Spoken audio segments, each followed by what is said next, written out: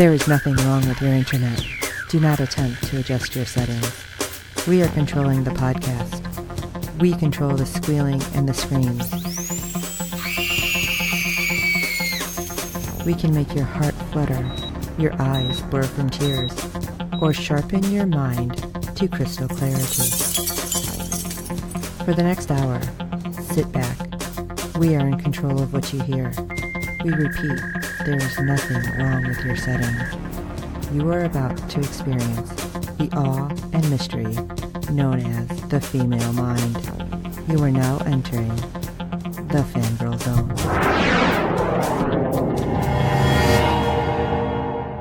Welcome to SyFy Talk on the Fangirl Zone, podcast where we discuss shows on the SyFy.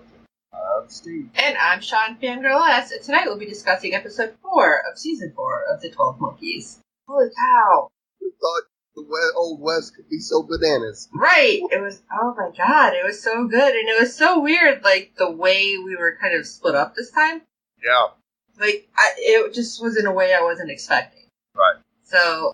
Definitely got another curveball from Terry. Yes. Let's just jump in. Go ahead. Take us in. Alright, Team Splinter. We open with this awesome little monologue from Mama Jones coming to grips with her condition and pending death. She walks into an area with some covered equipment and removes the covering. Oh, yes, when she's waxing poetic, and then it's like, oh, we get to finally see a little bit more about the origins. Yes, and we flash back to the beginning as Elliot Jones is giving a speech before starting up the equipment. Really interesting, because I'm like, oh, why are they bringing him in all of a sudden? We haven't seen him for a while. Long time. It's like, oh, what does this mean? Yes. And Elliot's assistant questions Katerina why she isn't up there. And Katerina replies, he's the showman. I'm the scientist. I was just assuming that this girl was like, you know, all googly-eyed for Elliot. And she's like, let's see how close they really are, kind of thing. Yeah, and Katerina kind of wonders that, too. Yeah. And makes a couple of comments regarding that. It was really kind of cool, though, the way he was going to demonstrate the machine. Right. He has a seed, and he's like, all right, well, we're going to give it everything it needs all at once. And it starts to grow, and I'm like, oh, okay, that's kind of cool. See, I'm thinking maybe originally he's like, we can do this for crops and help people and starving nations. Right. And I'm like, oh, that's really great. Except everything kind of goes haywire. Just a little bit. And I'm like, yeah, definitely don't want to do this to try to help people if you're going to have basically the plant like go crazy and then die. Right. It just went into overload. Yeah. Time sped up too fast for it to be able to handle it. And what's funny is it ends up being a rose bush. Right. I wasn't expecting that. No. No. Because, I mean, it just went crazy. Started growing into both sides of these machines. And finally, when they get it cut off, you see that one rose bloom just disintegrate. Yeah. And I did like that after this, we kind of have the group in the future trying to figure out what to do. And of all the people who were figuring out the story, Hannah's the one. Right. Which I was a little surprised. Well, and it was also a little interesting that Jones knew that Blackleaf was in Montana. Right. Why does she know that? Yeah. It just seems like that's a really, I don't know, out of the way kind of little place. Don't even know if that was still in existence. I doubt it very seriously. So you kind of scratch your head there on how she knew that. Well, the group gets together and splinters out, and boy, do they look like they're completely out of their time. Yeah, I was a little like, aw. I wanted to see them more in the moment. And then plus that preview we got did not have what Jennifer said. No. So I'm wondering if that's coming. So I was like, oh, I wanted to hear that. Right. And I kind of wondered, well, did the section of the building that had all their time period costumes, must have been outside the zone that splintered away?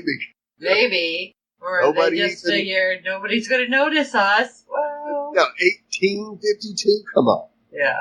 Well, maybe not. So, of course, they wander into some woods and are immediately accosted by some men claiming they're the town's security. Okay, I didn't think that was a thing back then. No. I don't think they used the word security in 1852 at all. Ever.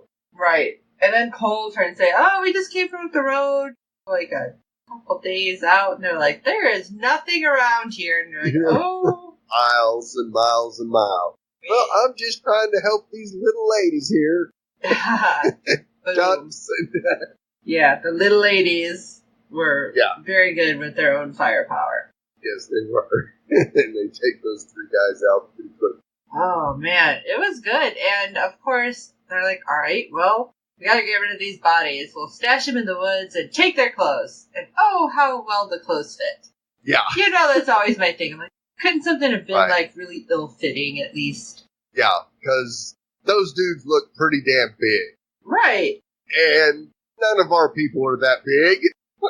Now, maybe Deacon or Ramsey might have fit in those clothes, but Cole, Cassie, and Hannah? No. Not buying it. No, but it all fit just right. But, of course, they don't have any for Jennifer. Oh, yeah, she was mad. Yeah. That was funny. And then they're like, okay, well, she has to steal some clothes. Good thing somebody's putting laundry out on the line. Right. But I was kind of mad. Jennifer's all like, I need a costume. All right, chill, girl. It's not a costume. But second, you gotta take, like, the good clothes? Because that's what it looked like she took. Yeah. But whatever. Yeah, and that poor Oriental lady just didn't know what the hell was going on. She's looking at Cole like, I don't know what the hell you're talking about. Right. And he gets through this story, or at least gets to the starting point of this story, and then says, oh, nice talking to you. Yeah, but it's like, what? Okay. And of course, Cassie mentions that there's just something not quite right about this town. Yeah, and she couldn't place her finger on it, and I just love Jennifer's like, anybody can see, look around, open your ears. Yeah, because they go into a bar and Cole orders whiskey sours, of course. He And is the just bartender- stuck on those. Yeah, has no clue what the hell he's talking about. So Cassie jumps in and demands a bottle and 4 glasses. And Cole questions Jennifer about what to do next. And this was pretty amazing for Jennifer, because she pegs everything. Oh, yeah. She goes, this guy's got a Glock, this guy's wearing an Apple Watch, and the piano player's playing a song from the 80s. And the whiskey's from, what, 1972? Yeah, It's like, that's right there in front of you. That should have been the first thing. right. And then looking around. And I didn't notice it right away. I didn't notice it till the end of the episode. The piano player is also wearing Converse. Right. Yeah, I don't think those were around back then. No. Ay, ay, ay. Yeah. So a guy comes in telling the piano player that the boss wants to see him and drags him outside. So Cole and company go to the window to see what's going on, and surprise number 1, well, actually probably number 2, because we recognize the piano player. Right. It's the Pallid Man, and he has carts of high-tech equipment with him. Yeah, No, when you see no. something kind of glowing, I'm like, oh, that's not good. No. Not in 1852, it's not. No. Tells Elliot modifications need to be completed per the home office and hands him a bunch of papers. Yeah. Okay. Thanks. And it was really interesting to watch his reaction to everything. He's like, oh, wait, we were supposed to be doing this to prevent this from happening. So everything pretty vague. Right? And they're like, oh, do you have a problem? Yeah. Yeah, it's like, oh, this is not good. No, not at all. Nope. And later, Cole re-enters the bar and starts shooting the place up. Next time somebody asks for a whiskey sour, you have it ready. Yeah. And of course, just kind of shoots bullets in Elliot's direction just to get him to get out the back door and straight into the waiting arms of Hannah, who injects him with the tether formula. Yeah, he's like, what the hell? Bye. Yeah. Off you go now. Yep. It's time for reunited. Not good. No, especially when he kind of stands up. He's like, what's going on? It's like, wait a second. I have never seen anybody get out of that chair as fast as I did Elliot. Right? He was out of that chair in a split second. Looking around, like, wait, I know this. I know your face. What the hell's happening? When am I? And at least he's bright enough to know it's not just a where, it's a when. Right. So I'm like, yes, okay. Somebody's caught up pretty quick. Yeah, and of course, Jones's face is just as dumbfounded, because I'm sure that is the last person she expected to get out of that chair. Oh, most definitely. Oh, it was classic. And before they can catch up, Hannah pops in and informs her mother that he is working for the army of the 12 monkeys. And she's ready to gut him. It's like, Yes. whoa, bring it down a notch. Let's find out what's what. Yeah. And he says that he was approached by a group interested in funding his research, and he intended on using it for good. Well, it didn't quite work out that way, now did it, Elliot? Road to hell, right? Yep. And Jones informs him exactly who and what the army actually is. And even at this point, like, he's not really, like, listening.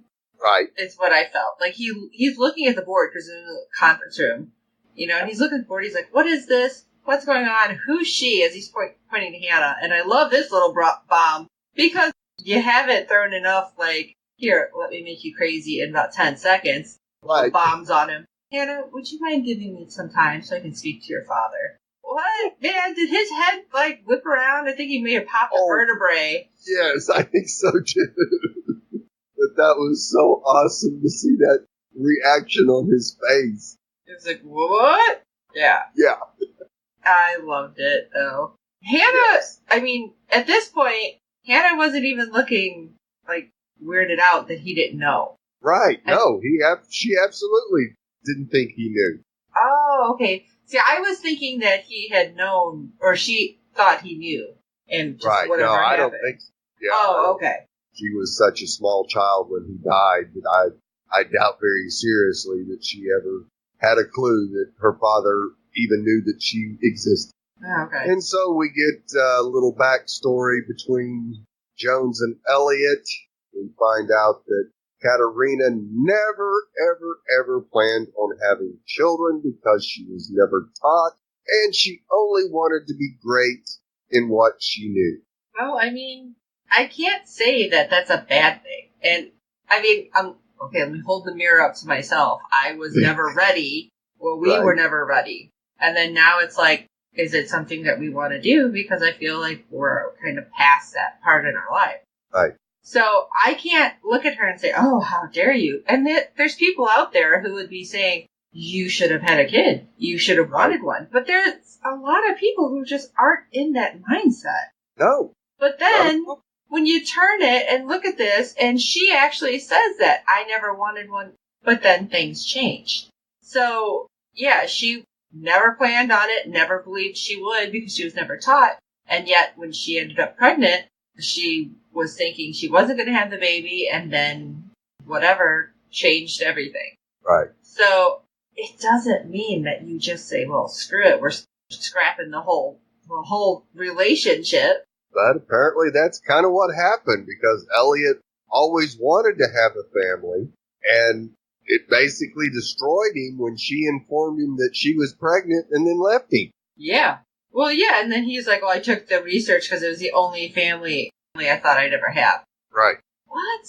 And it was interesting because we do get it later that he's like, yeah. What's he say? It took us 6 days to screw up a marriage. It's like, wow. So that's a pretty short wedding. I mean, did you even have a honeymoon? I'm just wondering.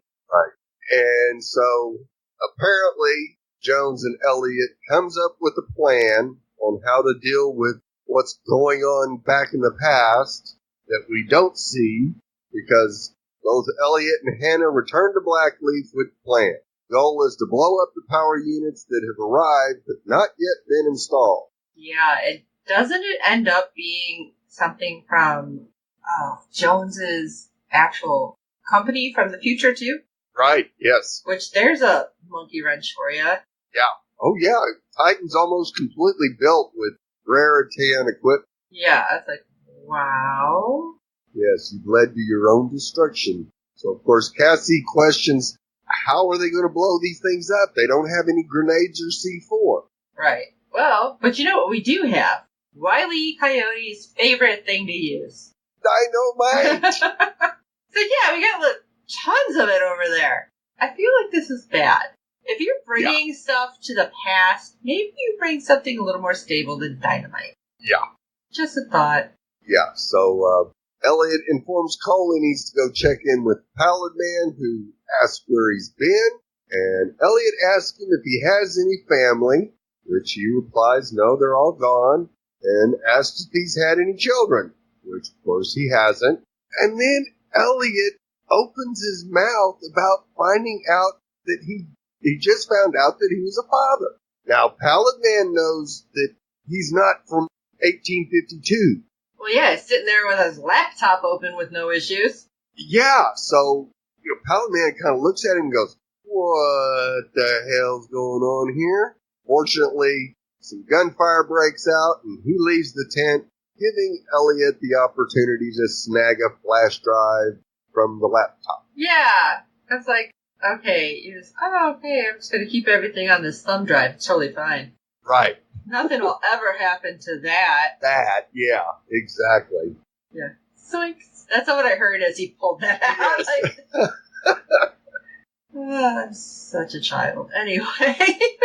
So, of course, the gang goes to gather the dynamite without a whole lot of trouble. They only have to kill a couple guys. And start setting them up in the carts with the power units. Just about the time that they're done, the foreman notifies the camp that they have intruders and sees Cole and Cassie. Yeah. We get a nice little gunfight. And let me tell you, our little crew is great with these old guns. Yes.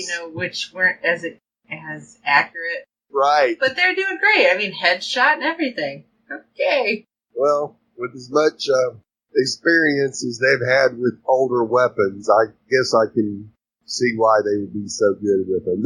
They've had to use some awful old weapons during this run. Right, especially, oh my god, the last thing that they end up using in this gunfight, a freaking bayonet. I'm like, oh my god, that was just kind of horrific, but it was awesome. Yes. And then Cassie just kind of comes out like, yeah, I got it. Yeah, because of course Cole runs out of bullets, and just before the foreman is about to kill him, Cassie runs him through with the bayonet from behind. And Jennifer comes out of this tent saying, she saved your ass, boy. Right? Just like, hey, okay now. This was interesting. Thanks. Yeah. So Cole lights the fuse and they head out of camp. I was expecting, like, this big explosion and them to, like, not even flinch. Right. And it's like, don't do that. But no. Oh no, we got a whole different kind of explosion. Yeah.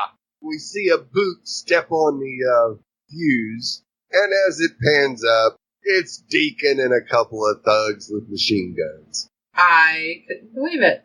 Actually, it didn't surprise me at all, because now that Olivia's kind of gotten some primariness to her, we thought it was bad before, that they knew every time we were doing something. It's going to be 10 times worse now. Well, part of this, though, was because of Jennifer. So let me back you up just a tiny bit. Because they're out in the woods, like, trying to get away, Jennifer, Cole, and Cassie. And that's when Cassie realizes Jennifer does not have the visions anymore. Right. And suddenly, here comes a native who's like, I've been looking for you, Primary. It's like, what? Yeah, that was a shocker. What the hell? So he takes him back to the tent. They're talking, and he's got the red leaves, and he says, this is how I can see them. Right. It's like, all right, so obviously Cole's asking about the weapon, and we're getting this information, and Jennifer's like, I need to talk to him, and I forget his name, the Native American, and he's like, no, because then she'll see you. Right. And I was like, oh, okay, so he knows enough to be like, Jennifer, you can't go in there. But Jennifer's like, I need to see, and drinks the tea, and well, everything kind of goes to hell. Right. And that's when Olivia now is there. Right. All Knows super where creepy. they're at. Creepy. Yeah, and then sends Deacon. It's like, son of a... Yeah. Really? Jennifer? I understand, but really? Now, the other two things that were curious about this scene was, yes, Olivia shows up, and the primaries turn around and basically force field her. Yeah, and I didn't understand that because that is not something we've seen. We've never seen that before. So not only do they have abilities to see things in time, they got some superpowers. Right. Ooh. Right. And, of course, at this moment, Jennifer's like, what do we do? Where's the weapon? And they just keep saying the same thing, which apparently she has heard forever. Climb the steps and ring the bell. Like, what the hell? Yeah. And but that may be the best vagueness you can get because of Olivia. But when I'm guessing they kind of kicked Jennifer out, that Olivia ends up in Jennifer's body, which I did not think that was a thing she was going to be able to do. I thought, okay, well, she can go in. in It with young Olivia, so why not anybody else that happens to be in there? That's why I was going to say, I thought maybe she'd do it to herself through her timeline. Right. But not to anyone else. So that was creepy. She comes out with those demon eyes. And Cassie just whacks her across the face. Yeah, it works. And, Yeah, and then, we end up getting Deacon. It's like, damn it, Deacon. And Cassie looked so hopeful. Right. And right she there. actually starts to take a step towards him, and then he raises his gun like he's going to blow a hole in her head. Right. Because right there, though, Cole's looking like, Cassie? Yeah. Wait a second. Don't think you need to be doing this. Right. Yeah, of course, she's going on about how I don't understand it. Well, he's doing exactly what he does. Or he has done. Maybe he's got a long con going here, but I don't know.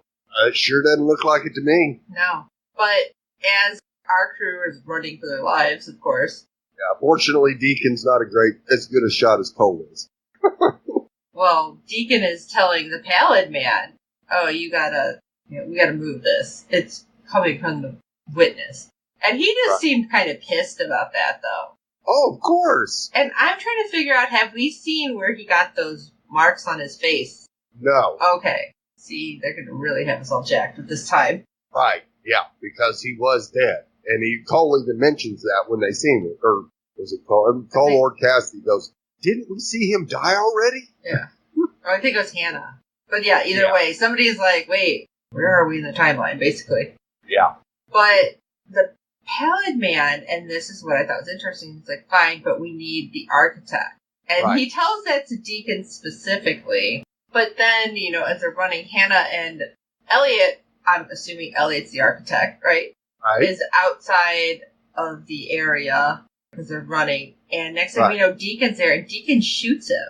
Right. So this is where I'm like, maybe he does have some weird long con happening. Because if he knew that they needed Elliot, why did he kill him? Exactly. No reason for him to kill Elliot. That's where I was like, wait a second. That was the only thing that made me question if maybe Deacon hadn't gone full dark side. Because he sure looks like it. And and that's a great point, because, yes, he should have grabbed Elliot and taken him with him instead of shooting him dead. Right, because then Hannah goes all, like, crazy daughters and tries to kill Deacon. I don't know how he managed to keep her off of him. Right, but of course, he gets knocked backwards, and she looks over the little ledge there, and he's already splintered out of there. Right, because he got shot with an arrow, dude. He got shot with an arrow. Yeah, he's gone, and the rest of the group finally show up just to see Elliot dying in Hannah's arms. Yeah. And then Hannah finds the flash drive, so it's like, okay, well... And then the little back and forth that he had with Hannah there, that you were like the best... I got to see the best thing I ever made or something. And I was like, yes. It didn't make me as teary-eyed as some, but I'm like, oh, that was sweet. Right, yes, that was the thing that he really wanted more than anything, was to have a child. Well, he got to see her. Yeah, at least. Yeah.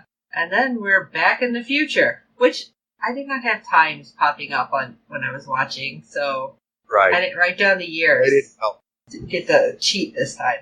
Right. Oh, and when we were back in the future. Oh. Things getting a little tense. Yeah, but Jennifer and Cole are kind of bickering. And, of course, Cole's just like, you can't even see anything. Why are you here? Oh, okay. And suddenly Jennifer's like, how'd you learn that, huh?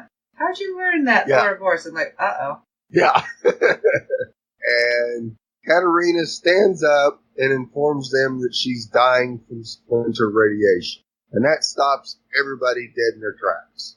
I was like, what? She's admitting it? Yeah. I think that was the only way she could really get their attention, because she informs them that they are her family now. And she wants them to act like one. Yeah. I was just like, wow, okay. Because she says, like, it's the privilege of the parent to go forward to death or something before the kids. Right, or the child. And she looks at all of them and I'm like, oh my God. Yes. What a change from season 1. Right? And then Cole actually admitting, my mother wrote that story. They all kind of like flip their heads around then too. It's like, wait, what?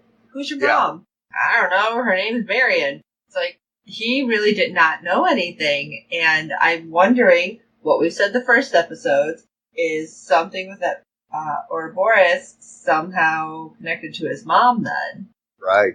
And if it is, was she primary? Was she somehow a traveler? What the hell? Yes, we don't know yet. But yeah, there's something to Marion Woods, because we see Katerina later looking at Cole's birth certificate, and the name is Marion Woods. Right. It's like, what does this mean? Yeah. And then we get one final flashback. Not all the way back. No. Back to where we were. The early days. Elliot and his assistant finishing up cleaning out all the rose plant out of the equipment. And Katerina comes in and reminds him to come home after it gets dark, thinking that he's probably wanting to hang around with his beautiful assistant. Right. And no, you need to be coming home. That was a very backhanded way of saying, don't let me catch you. So, of course, they fire up the equipment, and at first it looks like it's working, but it turns right around and does the same thing. Shut it down, and we see the assistant goes home, reveals that she has an Army of the 12 Monkeys necklace on, prepares some red tea, and goes to talk with the witness. My crap. Yeah. Who is she? She tells Olivia that she knows what Titan's purpose is, and Olivia thanks her daughter. Really? I know. I'm just like, what? Emma? Emma is the kid. Oh, great. Yeah. The sacrifice, basically. Like I said earlier, it was hard enough to try to win when just a small battle in 3 previous seasons. Right. This is just getting impossible. Even not get killed now. I'm like, everyone's gonna die. That's how it's gonna end. We're gonna go full on red wedding. They'll get the red forest. Yeah. And everybody dies. It's gonna be like when the Gorgons came and like took out Earth in Hitchhiker's Guide. That's what we're gonna get. We're just gonna get like a pullback and boom, the whole Earth's gonna go. Oh, jeez. Well, how stressed were you guys? Why don't you share your thoughts with us? Because this stressed me out. It's SyFy Talk at fangirlzone.com and let us know your thoughts. And of course, you can tweet with us, Facebook.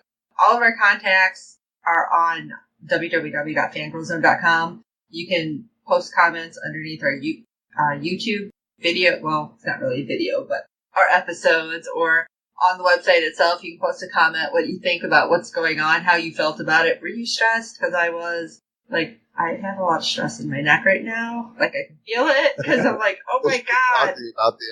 Yeah, so this was just talking. So watching it, it was pretty bad. But while you're at it, rate and review us on iTunes and every other platform you're finding us on, because good ratings and reviews help other fans of the show find us. Tell your friends, and you want to get them into 12 Monkeys if they haven't watched it already, because you want to be like, can you figure this out? I need a flow chart. So make them watch too.